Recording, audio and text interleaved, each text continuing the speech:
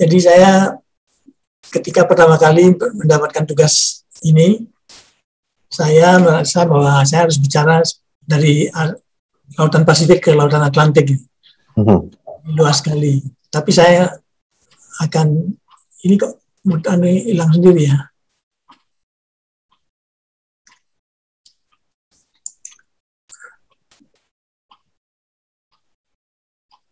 Bagaimana?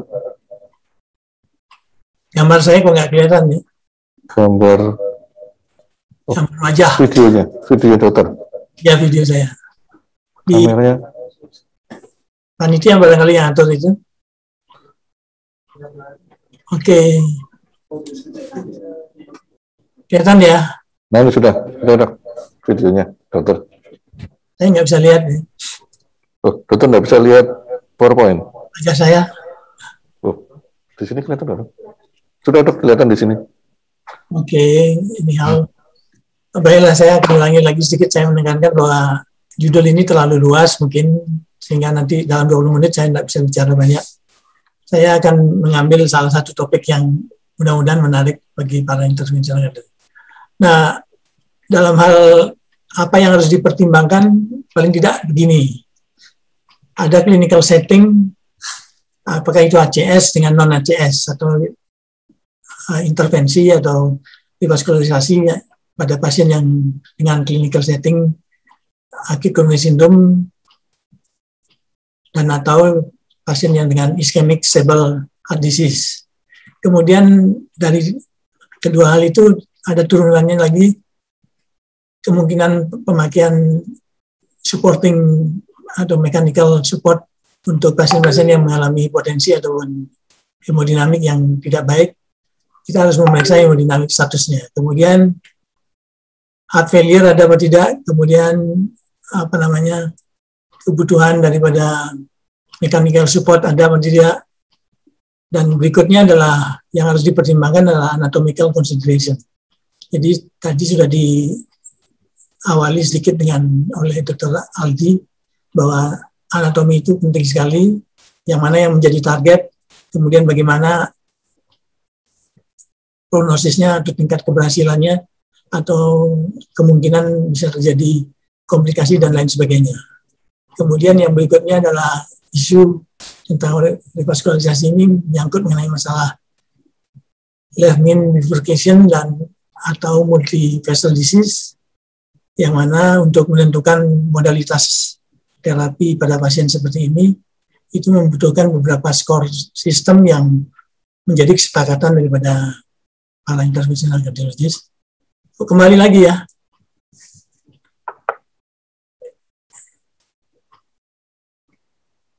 Kemudian kalau pada pasien-pasien yang dengan multi-vessel disease, kita harus mempertimbangkan apakah pasien tersebut langsung dikerjakan dalam satu setting, semuanya diperbaiki. Tentu di sini akan berhubungan dengan kontras, kemudian waktu daripada radiasi dan seterusnya. Apakah perlu dilakukan staging strategi misalnya, dikerjakan yang menjadi culprit utama dulu, kemudian yang berikutnya pada sesi berikutnya bisa dikerjakan setelah yang pertama dilakukan PCI.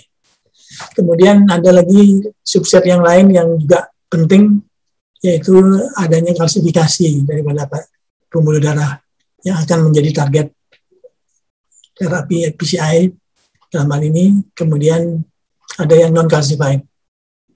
Atau secara anatomis ada pembagian yang dilakukan oleh CCS, itu membagi menjadi lesi tipe A, B1, B2, dan atau C.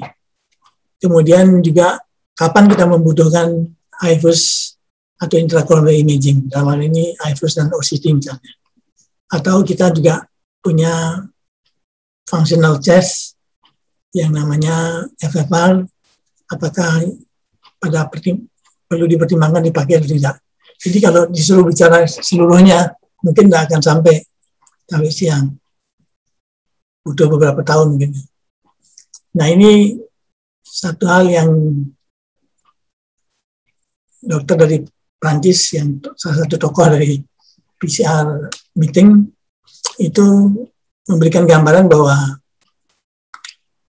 pada revaskularisasi pasien dengan left main yang distal terutama, ini adalah satu challenging prosedur yang mengandung scientific basis dan skill basis. Dalam hal ini secara saintifik itu ada beberapa batasan yang harus dipenuhi. Apakah bisa dilakukan tindakan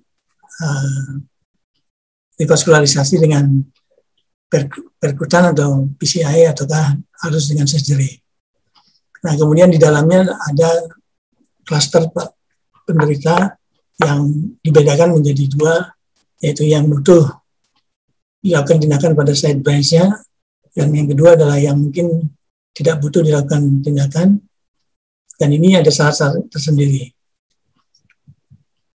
Demikian juga dari teman sejawat dari Belgrade, Serbia, ini banyak menulis tentang teknik-teknik daripada bifurkasi lesion pada left main maupun pada non left main yang sangat advance, sehingga dia menjadi salah satu tokoh yang sangat penting dalam perkembangan daripada intervensi di left main bifurcation dan disertai dengan multivessel disease. Ini salah satu algoritma yang ingin saya sampaikan, bahwa distal left main ini merupakan salah satu makhluk yang penting sekali, oleh karena tindakan pada unprotected left main distal atau bifurcation itu sangat challenging karena dia banyak menimbulkan komplikasi kalau memang belum berpengalaman. Jadi meskipun seorang interventional kardiologis yang sudah lama itu belum tentu capable untuk menangani hal ini, oleh karena banyak hal yang harus dipertimbangkan. Yang pertama adalah pentingnya intravascular imaging, dalam hal ini adalah IFUS atau OCT atau keduanya, untuk menilai apakah ada kalsium di sana, kemudian apakah memang benar satu lesi yang harus dilakukan tindakan, sehingga kita bisa memutuskan apakah perlu satu stent atau single stent ataukah two stent strategi. Nah, kalau yang di biru ini, yang biru-biru ini tampak bahwa stenosis pada pasien yang tidak signifikan lesinya pada cabang daripada main branch, yang dalam ini adalah kalau di bifurkasi di left main itu adalah antara LAD sama LCX.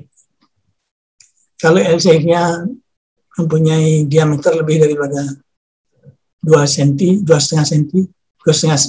mili, itu memang harus dipertimbangkan kemungkinan kita membutuhkan 2 stent atau double stent teknik. Sedangkan kalau dia kecil, peranannya tidak terlalu besar, tidak ada disease yang signifikan di ostium daripada left circumflex ini, itu standar dari tindakan yang dilakukan namanya professional one stent approach. Jadi dia hanya dilakukan tindakan kalau dibutuhkan karena terjadi sesuatu, misalnya terjadi penutupan daripada cabang tersebut. Dan itu sifatnya bail out, bukan planning sejak awal. Kemudian kalau di sebelah kanan yang ini tampak bahwa ada beberapa tipe. Kalau penamaan daripada coding anatomisnya memakai Medina stratification, kalau proksimal daripada bifurkasi tersebut ada disease, itu diberi tanda 1, kemudian apabila di bawah daripada percabangannya itu dikasih 1, kemudian apabila di percabangan tersebut ada juga disease, maka ini namanya Medina 111. Begitu juga kalau 101, ini yang di proksimal ada disease, kemudian yang di sana tidak ada disease, di cabangnya ada disease. Kalau di proksimal tidak ada, 0, kemudian di bawah daripada percabangan itu dikasih 1, dan di side branch diberi 1. Nah, kalau tipenya seperti ini dengan diameter yang lebih daripada 2,5, dia merupakan vessel yang cukup penting untuk diselamatkan atau dilakukan tindakan. Oleh karena itu, disusul dengan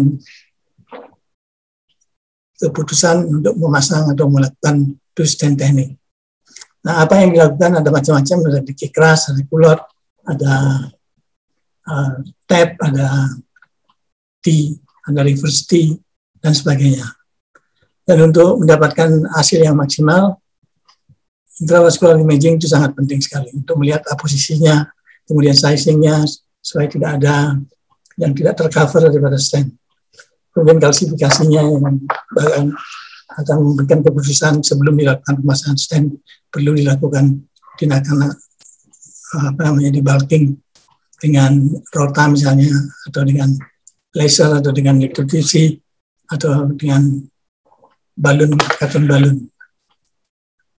Kemudian yang berikutnya yang cukup penting adalah selain mengevaluasi anatomis seperti yang saya katakan tadi, itu kita perlu juga memeriksa fungsional kalau memang ragu-ragu.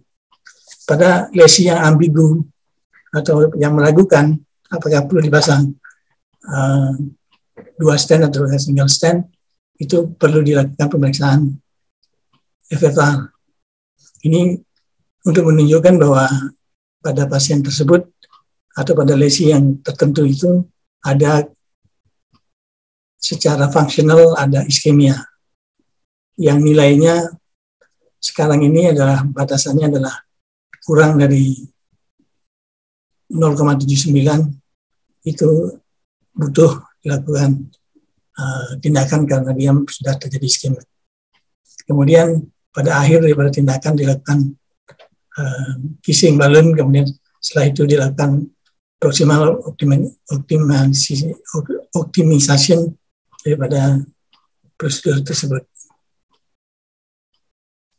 Nah, ini adalah yang perlu dipertimbangkan pada pasien yang dengan bifurcation lesion, yang mungkin juga tidak kalah pentingnya adalah peranan daripada bedah. Untuk itu, kita harus melakukan assessment tentang surgical risk-nya. Surgical risk ini penting sekali untuk menentukan angka mortalitas in hospital dan 30 hari setelah tindakan, dan kemudian kemungkinan terjadinya morbiditas pada pasien yang dilakukan CABG. Jadi ada yang namanya STS score, kemudian ada yang namanya GRACE score atau Euroscore. Euroscore ini agak kurang diminati karena terlalu kompleks, sehingga masukkan rekomendasinya kelas 2B.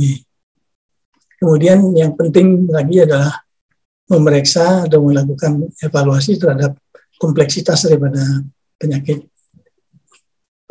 coronary artery disease ini.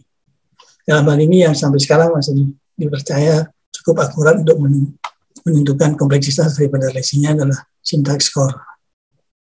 Syntax score ini di-generate dari penelitian yang namanya syntax yang membandingkan antara CABG dengan pemakaian generasi kedua dari generasi pertama daripada stent, drug-eluting stent yang memakai obat Taxus atau tacrolimus.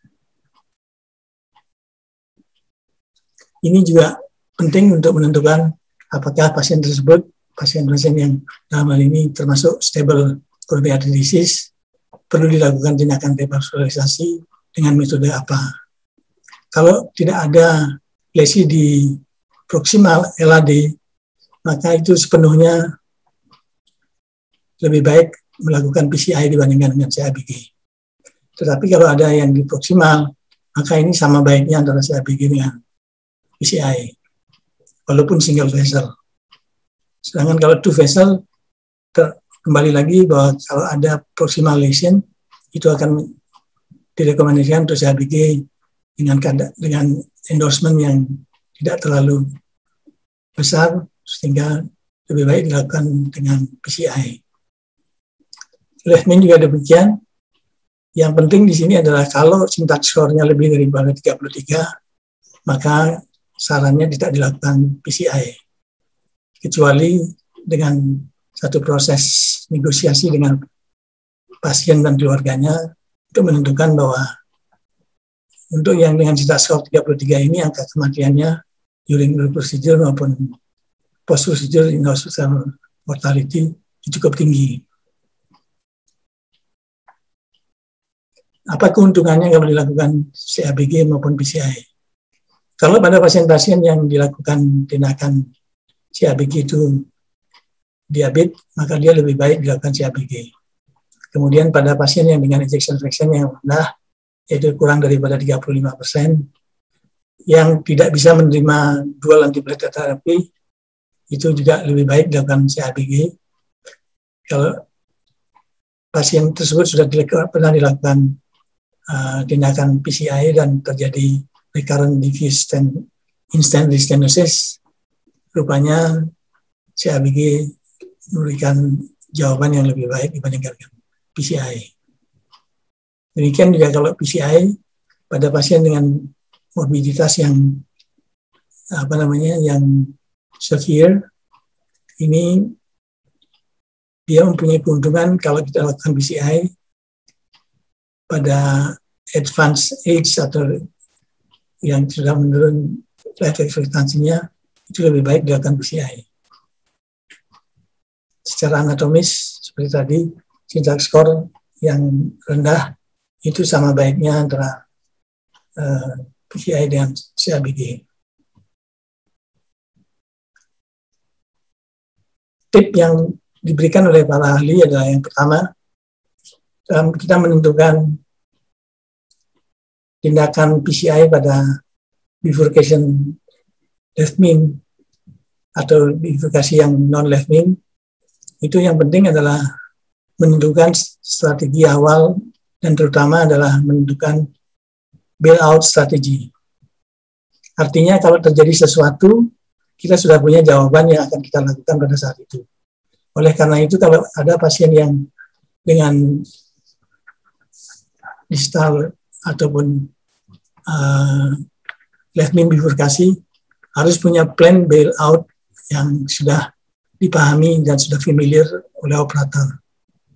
Karena kalau terjadi sesuatu yang menjadi komplikasi, tidak disiapkan hal-hal yang mungkin sebenarnya bisa dilakukan tapi tidak dipersiapkan, itu sangat katastrofik dan akan mati konyol. Kemudian dipersiapkan hemodynamic support. Misalnya kalau tersedia Ampela itu sangat bagus, kalau tidak tersedia dengan IABP atau dengan pharmacological support. Nah, ini adalah yang saya sebutkan tadi, klasifikasi Medina yang mencerminkan kompleksitas daripada anatomical dari satu bifurcation lesion. Ini main branch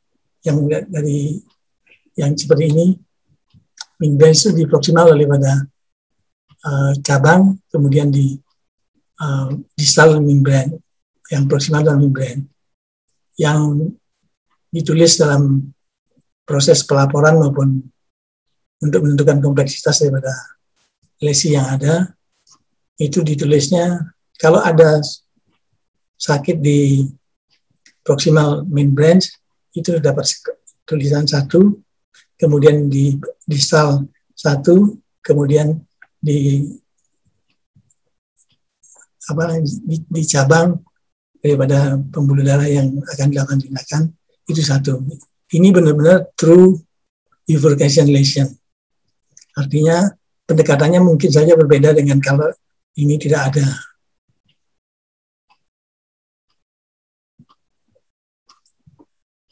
Kalau kita kembali kepada prinsip tindakan pasien dengan bifurkasi PCI, ini yang penting adalah yang menjadi persiapan utama dalam melakukan tindakan yang disebut dengan single stand strategy. single stent strategi ini tentu tidak selamanya bisa dilakukan, tetapi seandainya tidak ada kelainan apa-apa, maka sebagai default daripada satu tindakan pada bifurkasi lesion, terutama di left min, itu adalah yang disebut dengan provisional approach. Provisional approach ini memakai satu stent, sedangkan yang hanya dilakukan tindakan PCI itu di main branch, tetapi tidak dilakukan di cabangnya. Karena misalnya tidak terlalu penting cabang itu, kemudian dia tidak terlalu coverage, pendarahannya tidak terlalu luas, sehingga kalau terjadi stenosis itu tidak terlalu menyulitkan untuk pasien tersebut. Tetapi kalau ternyata ada true bifurcation lesion seperti tadi saya sebutkan, atau size daripada side brain-nya cukup besar, kemudian ekstensif distribusi daripada penyakitnya sampai ke side branch yang cukup besar, lebih daripada 2,5, kemudian tergantung juga dari seberapa penting yang menyangkut. Kalau terjadi oklusi, itu akan terjadi kondisi katastrofik daripada pasien-pasien yang dilakukan tindakan PCI. Dan yang tidak kalah pentingnya adalah angle ataupun sudut daripada main branch-nya terhadap side branch. Itu akan mempengaruhi tindakan kita atau pemilihan daripada strategi kita untuk melakukan tindakan apa yang terbaik untuk pasien ini. Ini adalah satu kumpulan randomized bifurcation trial. Yang membedakan adalah semua trial ini membandingkan pasien dengan strategi provisional stenting, yaitu dengan hanya memakai satu stent saja di main branch saja tanpa melakukan tindakan di side branch. Tampak di sini bahwa dibandingkan dengan yang dilakukan stenting pada side branch maupun main branch, itu tidak terdapat perbedaan yang bermakna dari sisi kematian, infak, kemudian TVR, kemudian stent thrombosis dalam waktu 6 bulan. Ini dari Nordic Trial. Kemudian dari Cactus Trial, kematian non-fatal MI, target vessel revascularization selama 6 bulan juga tidak berbeda bermakna antara yang single stent dengan dual stent atau yang provisional strategi dibandingkan dengan 2 stent yang dipasang. Jadi hampir semua menunjukkan bahwa provisional stenting dari randomized bifurcation trial ini menunjukkan bahwa tidak inferior, bahkan beberapa lebih baik dibandingkan dengan yang dipasang 2 stent. Bagaimana tentang side branch restenosisnya pada tindakan yang profesional dibandingkan dengan two stent? Ternyata hasilnya tidak didapatkan perbedaan yang bermakna. Untuk apa kalau data ini kita tekankan bahwa meskipun dengan provisional stenting atau satu stent dibandingkan dengan 2 stent, itu ternyata tidak ada bedanya dalam hal terjadinya stenosis daripada side branch. Bagaimana dengan stent thrombosis? Stent thrombosis cenderung, walaupun tidak bermakna, tapi cenderung lebih aman dibandingkan dengan yang 2 stent strategi dibandingkan dengan yang profesional. Jadi profesional itu memberikan data bahwa dia sangat aman kalau dipakai sebagai default tindakan PCI pada bifurcation lesion. Nah, sekarang ini berkembang intravascular imaging yang paling banyak dilakukan adalah dengan IFUS. Ini menunjukkan bahwa ternyata dengan pendekatan intravascular imaging pada tindakan bifurkasi lesion itu memberikan manfaat yang lebih baik dilakukan dengan intravascular imaging. Oleh karena kita tahu dengan persis di mana mesti dilakukan tindakan, kemudian berapa sizingnya, kemudian apakah setelah prosedur itu ada malaposisi ataupun tidak tercovernya seluruh daripada permukaan pembuluh darah yang menjadi target. Dan ini didukung oleh satu penelitian yang menunjukkan bahwa IFUS guidance dibandingkan dengan angiographic guidance itu ada keuntungan yang bermakna dari sisi mortalitasnya. Ini kejadian dalam waktu evaluasi 5 tahun, mortalitasnya lebih tinggi pada pasien yang dilakukan angiographic guidance saja dibandingkan dengan IFUS guidance.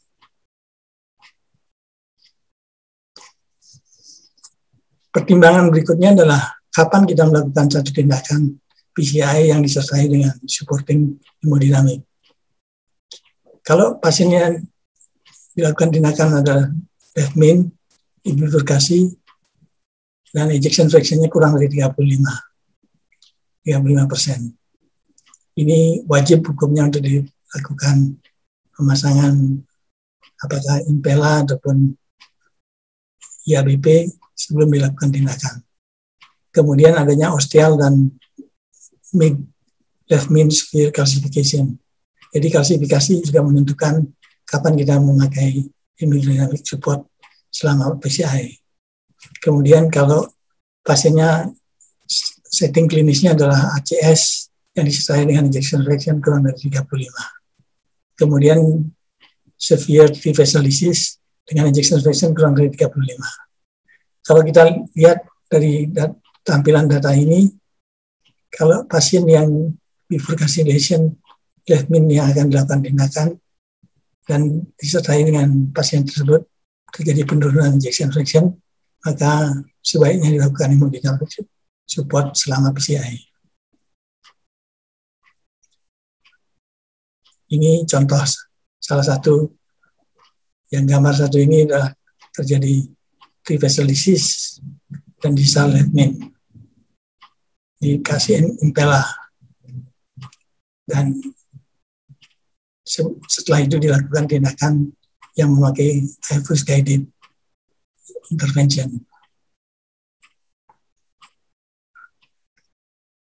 Ini juga ingin memperkuat bahwa peranan daripada intravascular imaging sangat penting untuk melihat distribusi daripada plak dan komposisinya. Kemudian untuk menentukan sizing dan menentukan angle daripada side branch-nya yang sangat menentukan kalau terjadi bail out, stenting misalnya, itu kita tahu apa tindakan yang akan kita lakukan kalau terjadi komplikasi.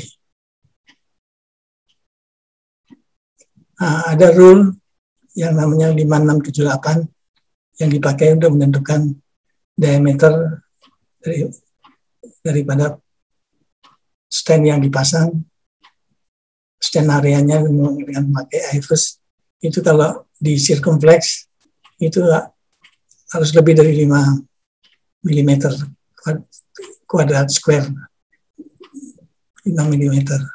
Kemudian di LAD itu 6 mm, di distal daripada left main itu lebih dari 7, dan di proximal daripada left main lebih dari 8. Tapi tidak banyak yang pengikutnya karena data ini berdasarkan data yang terbatas dari Korea maupun dari Eropa Timur. Tip yang berikutnya adalah keep it simple. Yang paling simpel tindakan pada pasien dengan left main bifurkasi dan vessel disease adalah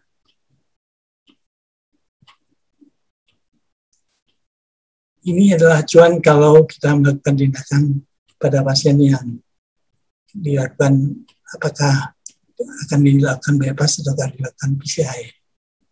Karena ini menyangkut tindakan yang ekstrim dan perlu mendapatkan guiding daripada assessment risk-nya.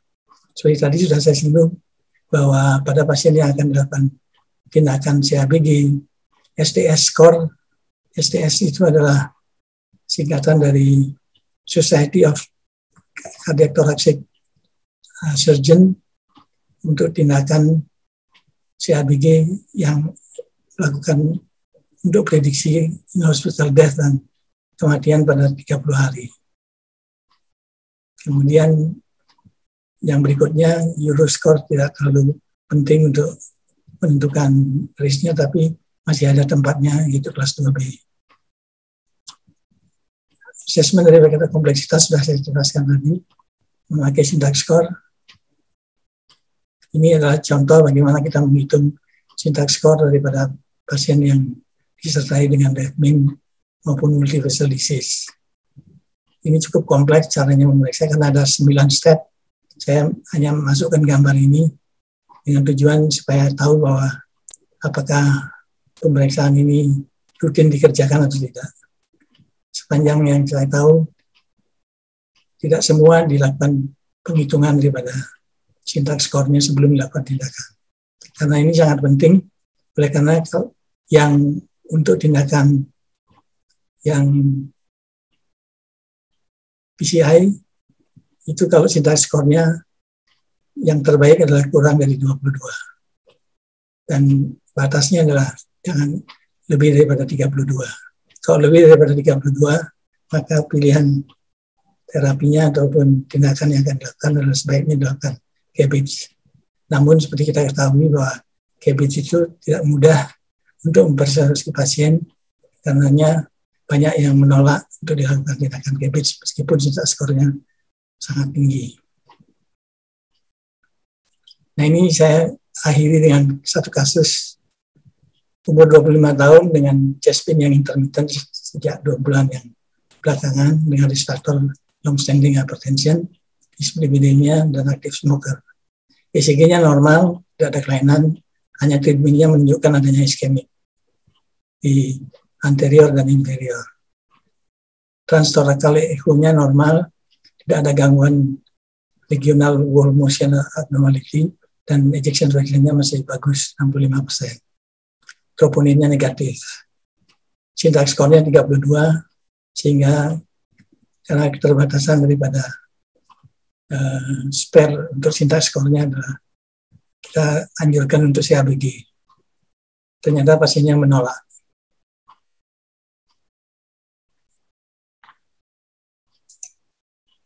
Ini adalah baseline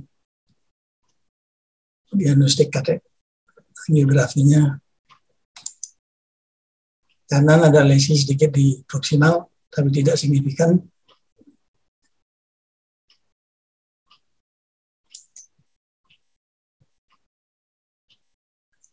Dari sudut apikranial juga tidak ada gambaran stenosis di distal daripada ataupun di RPL maupun RPLB. Dengan tampaknya mendominasi daripada regional myocardial perfusionnya.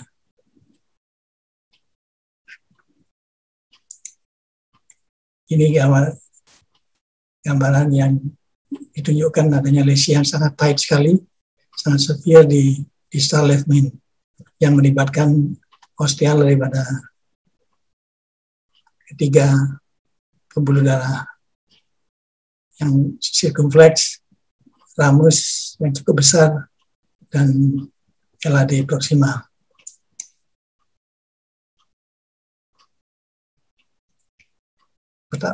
Awalnya kita sudah anjurkan untuk dilakukan CABG, tapi pasiennya tetap menolak. Dan untuk itu kita harus melakukan sesuatu. Kita lakukan dengan PCI. Tentu dengan kondisi risiko sangat tinggi.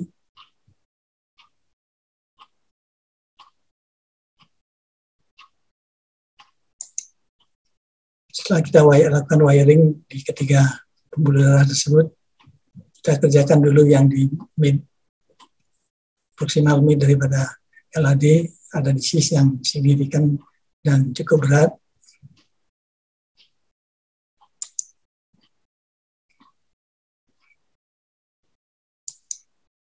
Ini setelah dilakukan preparasi daripada lesi, dilakukan triple balloon predilatasi, kemudian dipasang stent dengan ukuran 3,5 28 di LAD, dari left main ke LAD. Ini pesannya, stentnya dikembangkan. Kemudian ini hasilnya, masih belum sempurna, tapi sudah mengatasi lesi di distal daripada left main-nya. Nah, ini adalah tindakan stentingnya. Kemudian final result-nya setelah dilakukan port teknik, hasilnya seperti ini. Cukup acceptable dan pasiennya tidak ada iskemia, tidak ada keluhan, dan pulang dalam waktu 2 hari.